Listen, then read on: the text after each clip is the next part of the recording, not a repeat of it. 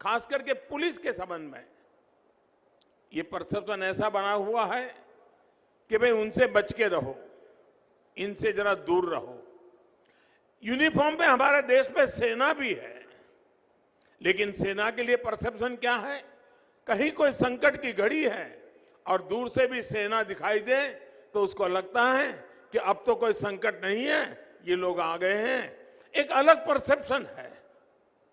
जय हिंद दोस्तों, मैं बात करूं पीएम मोदी जी की तो वो भी आज प्राइम मिनिस्टर, उससे पहले आम नागरिक भी रहे होंगे।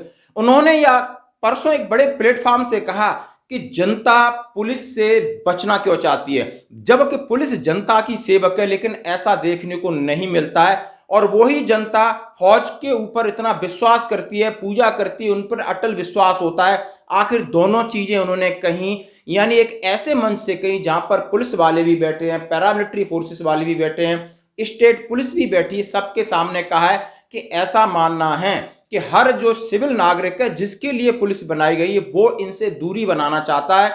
ये समझ सकते हैं कि ये लफड़े फफड़े में डालकर हमें केस कर देंगे और शोषण करते हैं। यानी आज एक पीएम मोदी साहब ने इस बात को माना कि पुलिस अपने अधिकार का दुरुपयोग करके लोगों को परेशान करती है। साथ उन्होंने ये भी कहा कि एक फौज है जहां पर डिजास्टर मैनेजमेंट हो या कहीं भी जब फौज खड़ी हो जाती है, लोग सोचते हैं अब मैं पूरी तरह सुरक्षित हूं।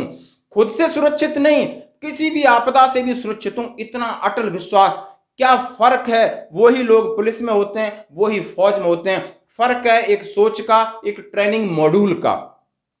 यानी पुलिस के पास कोई ट्रेनिंग मॉड्यूल नहीं है। पुलिस शायद रिश्वत से जाती है और पैसा कमाने में विश्वास करती है, और जो भी नेता हैं, जो भी लोकल बॉडीज हैं, पावरफुल हैं, उनके इशारे पे काम करना इनका काम है।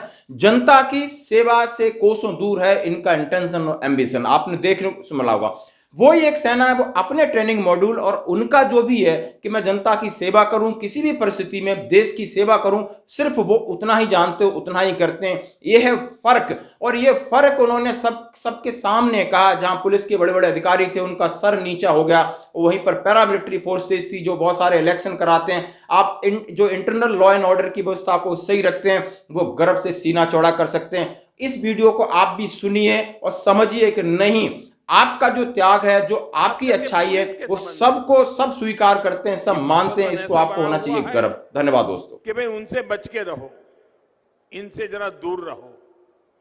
यूनिफॉर्म पे हमारे देश में सेना भी है, लेकिन सेना के लिए परसेप्शन क्या है? कहीं कोई संकट की घड़ी है और दूर से भी सेना दिखाई दे तो उसको लगता है कि अब तो कोई संकट नहीं है, ये लोग आ गए हैं। एक अलग परसेप्शन है। और इसलिए भारत में ऐसे मैन पावर को सुरक्षा क्षेत्र में तैयार करके लाना बहुत जरूरी है, जो सामान्य मानवी के मन में एक मित्रता की अनुभूति करे, एक विश्वास की अनुभूति करे। और इसलिए हमारी पूरे ट्रेनिंग मॉड्यूल को बदलने की बहुत आवश्यकता थी। उसी गहन चिंतन में से भारत में पहली बार इस प्रकार का प्रयोग हुआ था, जो आज विस्तार होते होते राष्ट्रीय रक्षा यूनिवर्सिटी के रूप में आपके सामने प्रस्तुत है।